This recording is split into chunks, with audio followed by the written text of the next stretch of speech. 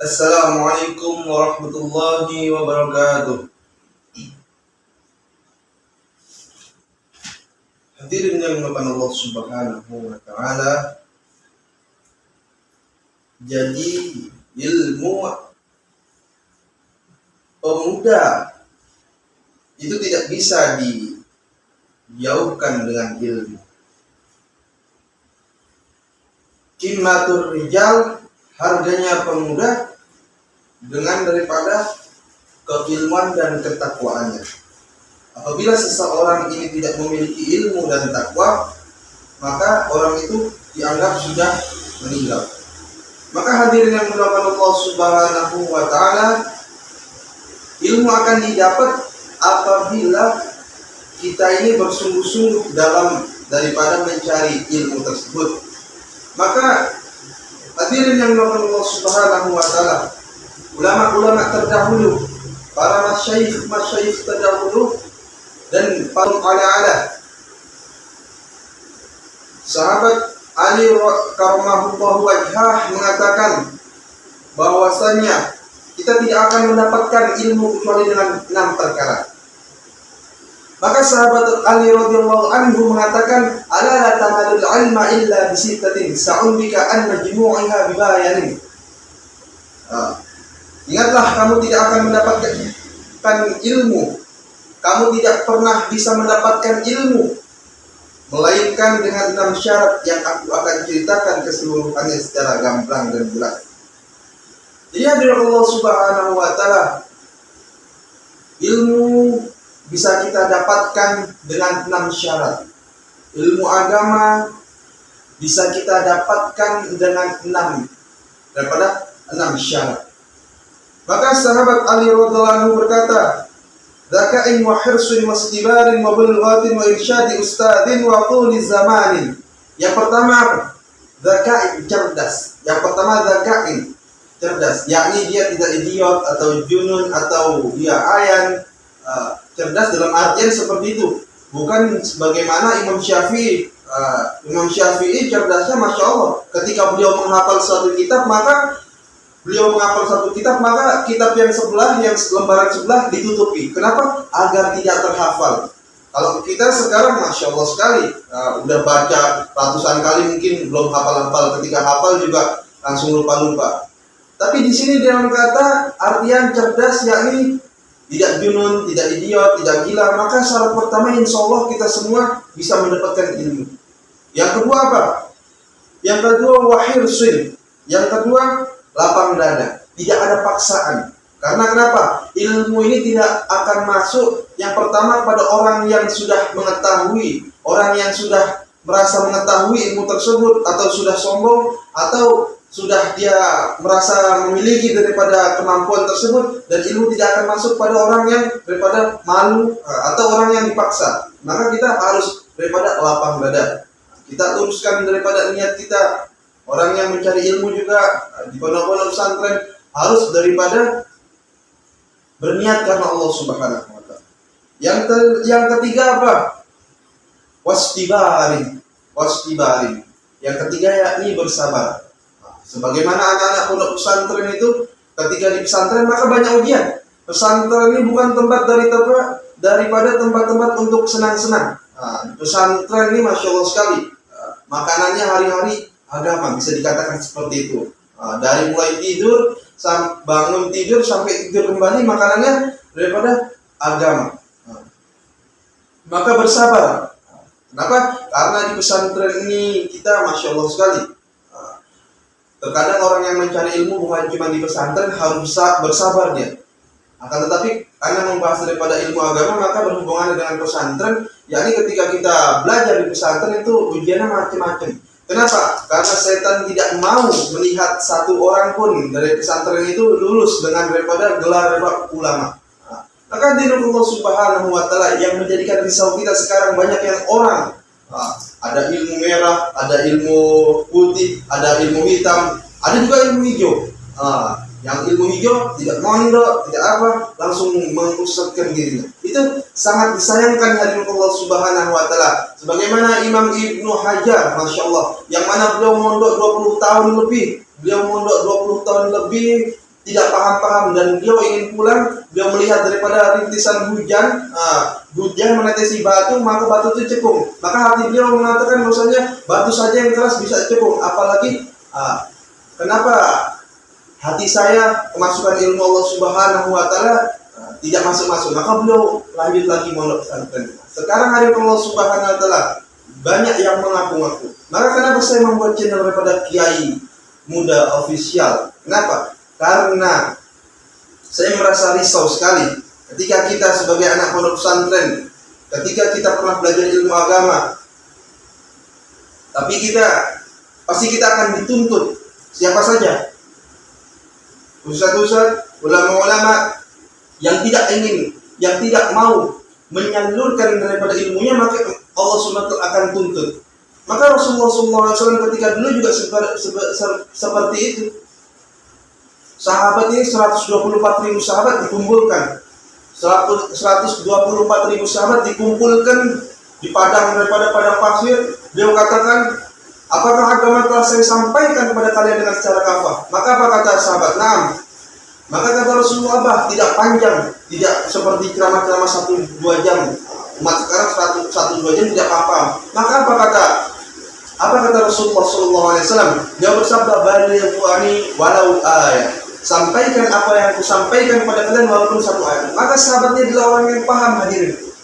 Beliau adalah orang yang paham. Beliau adalah orang yang alim.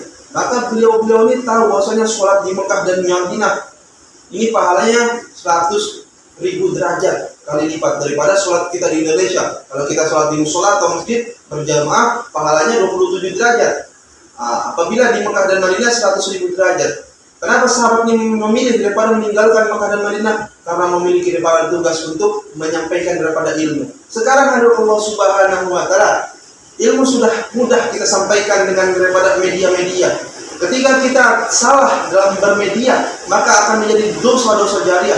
Tetapi ketika kita betul dalam bermedia, maka akan menjadi amal-amal jariah kita. Ulama katakan, bahkan para habaib katakan, sekarang ini ketika kita memudahkan langkah kaki kita atau gerak-gerik kita atau tangan kita daripada bermedia, kita bermanfaat bagi orang lain menjadi daripada wadah amal. Tapi ketika kita bermaksiat, bahkan aurat-aurat kita dipamer-pamerkan di medsos, bahkan di TikTok, maka kenapa saya juga punya TikTok agar kita juga bisa menyebarkan dakwah di situ. Kita niat kebaikan hadirin Allah Subhanahu wa taala. Kemudian yang ketiga yaitu istighfar.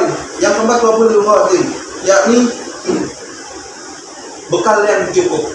Maka tidak bisa cuma bekal sedikit, atau orang-orang dulu itu masya Allah sekali ingin sebagaimana Pak Kiai Anak, Pak Kiai Mukhlisun. Semoga Allah Subhanahu wa taala memberkati daripada keluarga dan zuriat beliau.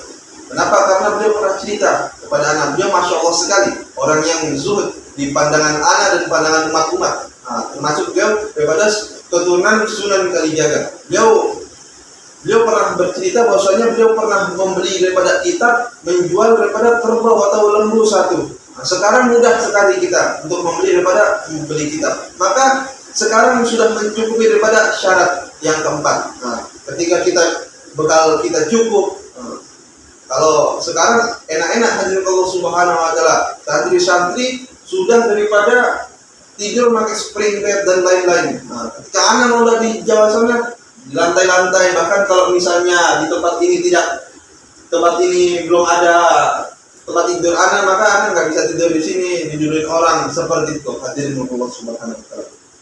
Maka zaman sekarang ini masya Allah sekali, sudah bekal kita sudah insya Allah sudah bisa tercukupi. Yang kelima yaitu wa irsyadi ustadin, petunjuk dan arahan guru.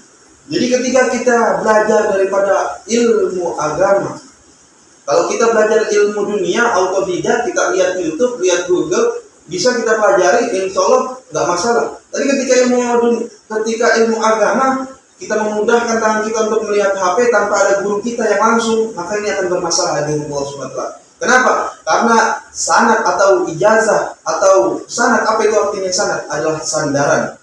Yang mana ilmu kita nanti dipertanggungjawabkan. Bukan cuma kita memiliki ilmu, tapi akan dipertanggungjawabkan. kamu bisa sholat seperti ini karena siapa? Nah, maka dikatakan orang ini menjawab karena guru saya dari guru saya. Tapi ketika kita melihat daripada Google yang tidak jelas sanadnya, yang kita baca buku sendiri, sekarang buku terkadang benar hadirin Allah Subhanahu wa taala. Tapi ketika kita baca sendiri tanpa ada guru, maka kelihatannya benar semua. Kenapa? Karena tidak ada yang menyalahi. Maka saya himbau kepada kalian semua, kita semua khususnya anak sendiri, daripada guru. Guru ini Masya Allah sekali. Kita berprasangka baik pada guru-guru kita. Dalam memilih guru juga nanti akan anak terangkan di part di part selanjutnya. Yang keenam apa yang terakhir apa? Waktu di zaman. Bagaimana tadi anak kisahkan kisah daripada Imam Ibnu Hajar. Beliau memondok ini daripada 20 tahun lebih. Sekarang kita 1 tahun, 2 tahun, 3 tahun, udah mengaku daripada gelar kita daripada ulama. Jadi jangan seperti Allah Subhanahu wa taala. Jangan dolu ma'adol, dolu adol. Tahu seperti itu, banyak istilahnya. Sesat menyesatkan. Jadi hadirin Allah Subhanahu wa taala, waktu yang panjang, waktu yang lama, waktu yang sebentar kalau kita sungguh-sungguh dapatnya banyak.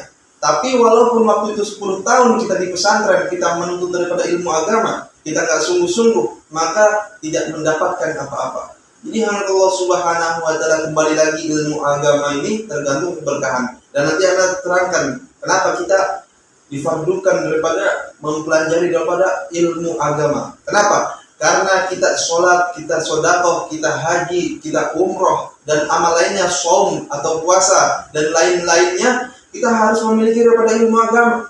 Ketika kita tidak memiliki daripada ilmu agama, maka ibadah kita salah-salah. Bahkan ulama katakan 70 tahun orang ibadah tanpa agama bisa tidak diterima. Maka seperti itu hadirin Allah SWT.